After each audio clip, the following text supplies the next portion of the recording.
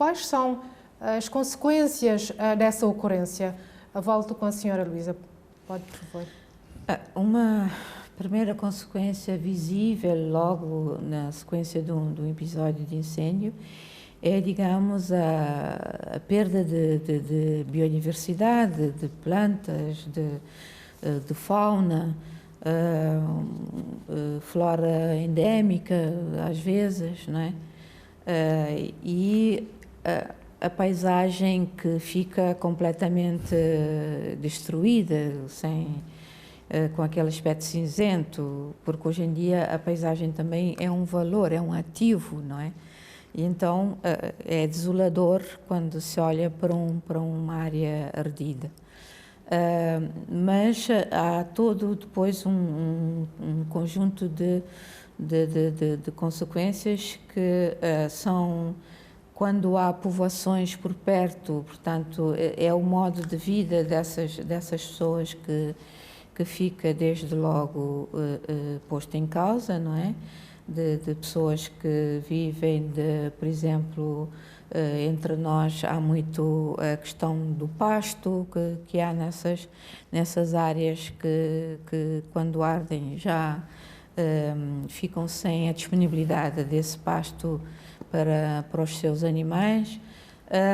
E se falarmos num contexto já mais digamos, mais global, se sairmos um pouco de Cabo Verde, há impactos económicos e financeiros enormes, porque muitas vezes há indústrias nesses espaços que se perdem, são os empregos que essas indústrias oferecem que se perdem, portanto há um conjunto enorme de problemas quando se nos centrarmos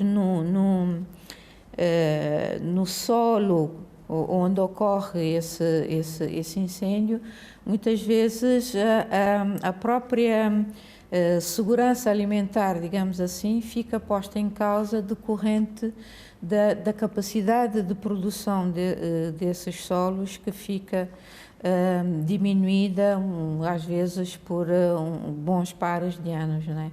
Então estamos a falar de um vasto conjunto de consequências na sequência de um episódio de incêndio. Uhum. Sr. Janário, a técnica do Ministério, a senhora Luísa já abordou aqui algumas consequências do incêndio, seus impactos sobre o meio ambiente, na vida das pessoas. O senhor, por favor, queira tomar a palavra para também avançar aqui algumas dessas consequências relacionadas ao incêndio? A senhora Luísa já disse o essencial, mas de facto há uma perda de biodiversidade, mas a perda humana, a perda dos animais, a perda do pasto que se referiu aqui, mas também nós temos uma outra consequência que é a saúde, mas há também problemas psicológicos. Nós, como organização da sociedade civil, fomos visitar as famílias e nós sentimos que muitas famílias precisavam de apoio, precisavam e precisam de apoio psicológico, porque o incêndio, como sabe, não estavam à espera disso, em primeiro lugar, e depois, perdendo as casas, as pessoas que se deslocaram das diferentes localidades e das suas casas e agora vivem num outro lar, isso cria um problema, um desconforto, logo é um problema social. Logo há os problemas também económicos, porque o económico está intimamente ligado ao social e isso, de facto, cria um problema. Por isso que nos planos que irão ser, nos estudos que estão sendo feitos pelo Ministério da Agricultura e Ambiente, deve ter em conta também, nós como organização da sociedade civil, nós acudimos imediatamente às populações, vamos visitar algumas famílias que ficaram desalojadas e vamos dar esse conforto, mas também não basta só o conforto humano, mas é preciso também o conforto material, porque muitas dessas famílias ficaram sem os seus bens e neste momento eles precisam de alimento, porque, como dissemos, ficaram desconfortadas muitas dessas famílias. Uhum. Senhora Luísa, o senhor Janário apontou aqui uma questão que além do impacto no meio ambiente, que essa ocorrência, incêndio, também causa impacto a nível psicológico nas pessoas afetadas. O que é que acha que poderá ser feito, que as autoridades, o Estado, no caso, poderá fazer para ajudar as pessoas nesse sentido, para aliviar os impactos, sobretudo psicológico? Com certeza.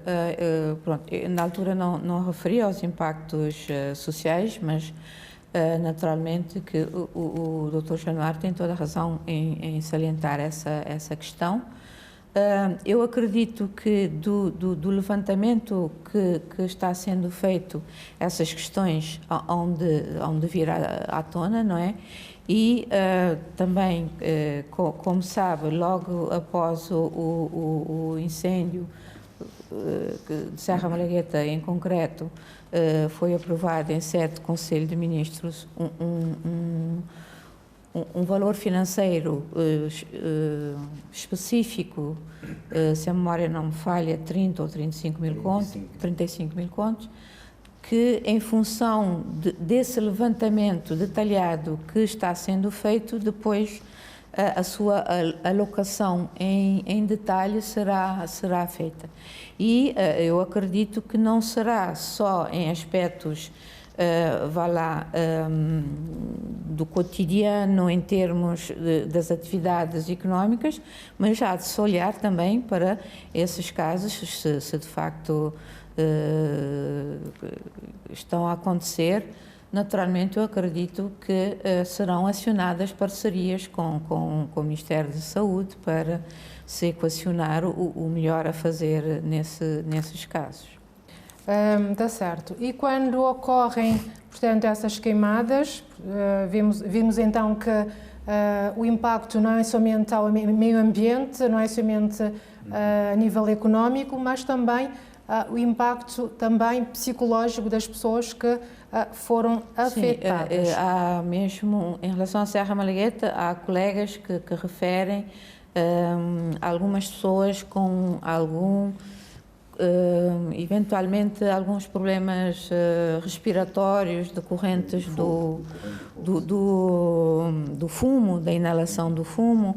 Portanto, são aspectos que irão ser avaliados e equacionados e a procura das melhores respostas para a saúde dessas pessoas. E já que tocou nessa questão, será que há uma previsão para que essas pessoas afetadas serem atendidas atempadamente?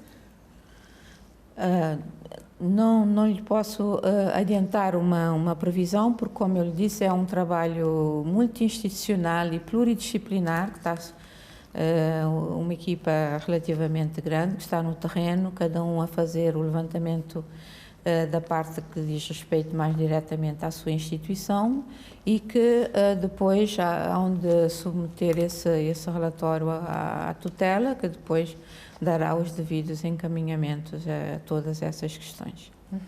Aí o desejo de nós, da sociedade civil, é que não seja muito burocrático, para que esses recursos possam chegar atempadamente às populações.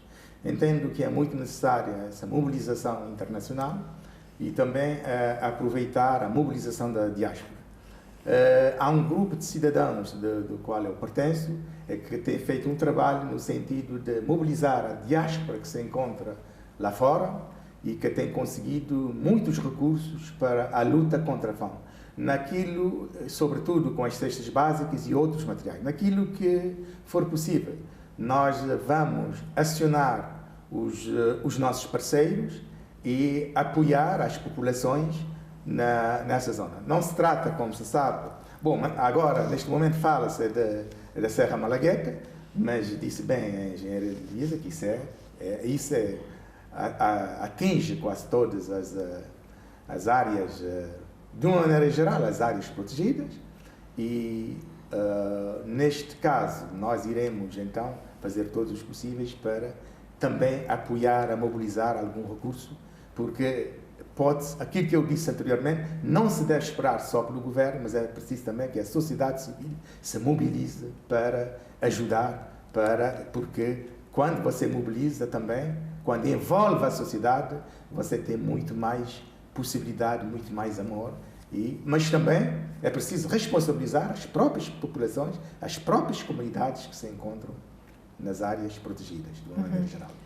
Senhor Joana, se me permite só, em relação aos timings, ao tempo, é claro que normalmente após uma tragédia há aquela vontade de se fazer, mas é necessário que essa atuação seja planificada, seja concertada e não que cada um, enfim, comece a atuar independentemente dos apoios que a nível individual ou mesmo a nível de ONGs, naturalmente que são bem-vindos, mas é bom que haja uma atuação concertada, planificada.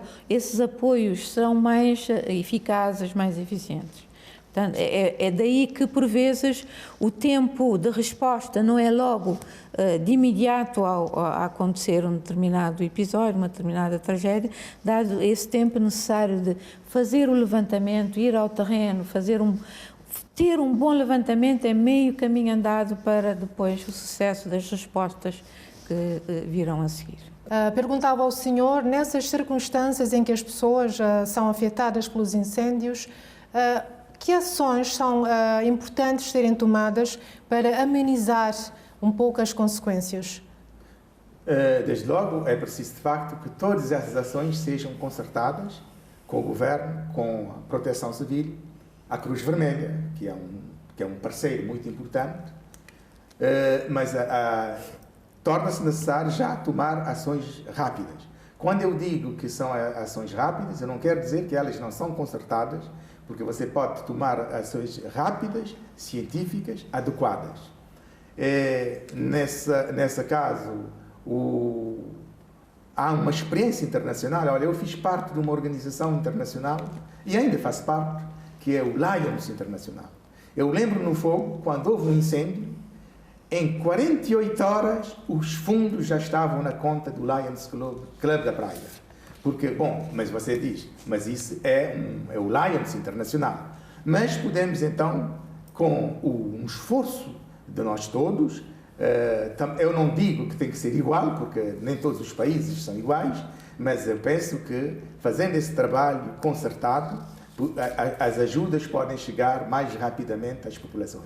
Mas volto a insistir, tudo isso tem que ser concertado, porque muitas vezes, de facto, eu tive a experiência do fogo, trabalhei muito com a Cruz Vermelha, as câmaras municipais e a Proteção Civil, verifiquei que, de facto, houve muitas ajudas até que não foram utilizadas.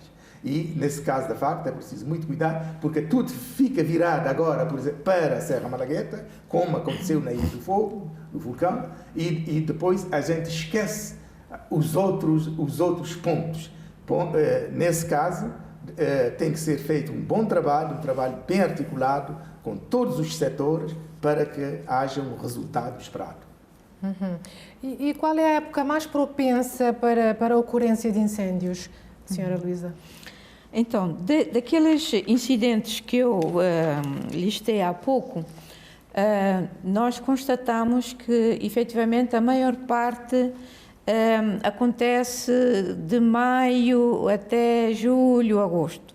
Mas há alguns episódios em março, abril, e estamos a constatar, efetivamente, que ainda não há uma estatística que nos permite dizer estão a acontecer com mais frequência mais cedo, mas efetivamente temos que ficar mais alertas porque há este ano, por exemplo, eu acho que as pessoas deverão ter notado que finais do mês de março, pelo menos aqui em Santiago, esteve anormalmente quente. Chegámos a ter temperaturas máximas de 36 graus. Então, são pequenos alertas que temos que passar a estar em regime de prevenção mais cedo. Aquilo que normalmente começávamos, por exemplo, as campanhas de sensibilização para as queimadas e isso, normalmente em maio, meados de maio, onde as pessoas começam a fazer a sua limpeza de terreno para se preparar para a sementeira. Se calhar, se passarmos a notar que as temperaturas começam a ficar mais altas mais cedo, teremos que passar a começar as campanhas de prevenção, de sensibilização, isso tudo mais cedo também.